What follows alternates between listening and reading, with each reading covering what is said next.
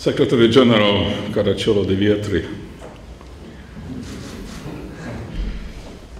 Deputy Assistant Secretary Riker, political directors from the countries of the Central European Initiative, Excellencies, ladies and gentlemen, colleagues, friends. It's a great pleasure for me to welcome you in Budapest on the occasion of the annual meeting of the political directors of the Central European Initiative, chaired this year by Hungary. My very special welcome goes to the high-level US delegation headed by Mr. Philip Riker, Deputy Assistant Secretary with whom you have joint talks today. We thought that this small exhibition dedicated to the life and work of one of the most outstanding photographers of the last century, Robert Capa, would fit the occasion.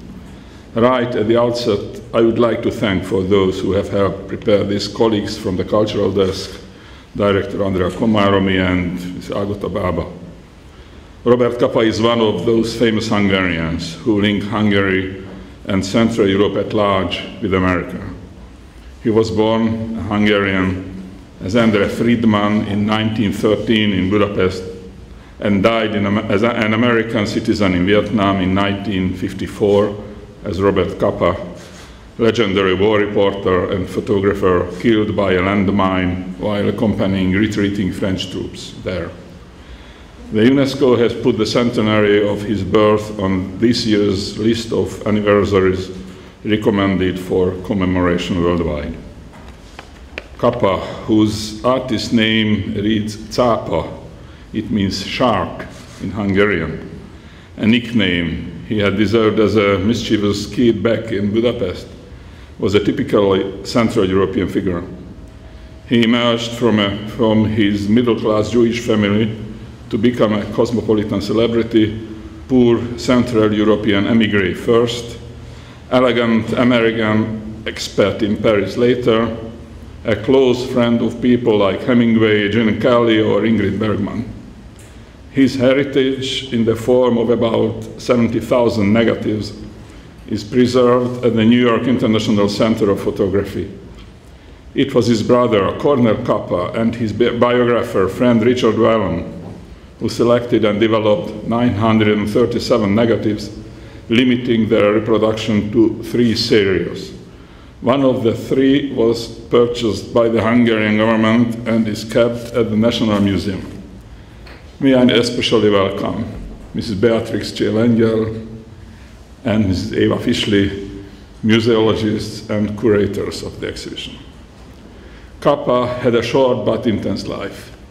He took pictures in 5 theaters of war: during the Spanish Civil War, the Japanese invasion of China, on the Western Front of the Second World War, during the First Arab-Israeli War, and in Indochina. He was in combat zone with the second wave of American Marines during the Allied invasion of Normandy. He was present at the liberation of Paris. He accompanied John Steinbeck on his journey to illustrate his report book about Soviet Russia in 1947. And in 1949, he collaborated with another American writer when they traveled to the newly established state of Israel. But in between, he returned to Central Europe, including Czechoslovakia and his native Hungary, to document the destruction caused by the war. Capa was a restless adventurer, a ladies' man, a celebrity. But he would not be remembered for that. His life and work were pervaded by an unquenchable thirst for freedom and his legendary courage. His utmost ambition was to capture the moment. He famously said, quote, "If your pictures are not good enough, it is because you are not close enough," unquote. But there was more to this statement than just bravery. In his case, it meant closeness not only in physical space, but also in humanity, compassion. While looking at his photos, you will appreciate the value in today's Photoshop, their value in today's Photoshop world. This gambler of indomitable spirit was deeply saddened whenever he felt he was unable to help but only observe human suffering. But he was wrong. When he died, his friend Steinbeck wrote in his obituary, quote, "He knew that you cannot photograph war because it is largely emotion. He could show the horror of a whole people in the face of a child," unquote. And he showed something else too, that the Heisenberg principle applies not only in quantum physics but also to human history. By observing, you also change reality. He was called the greatest war photographer of all time. And that was precisely why and how his photographs helped discredit war and promote the cause of freedom and peace.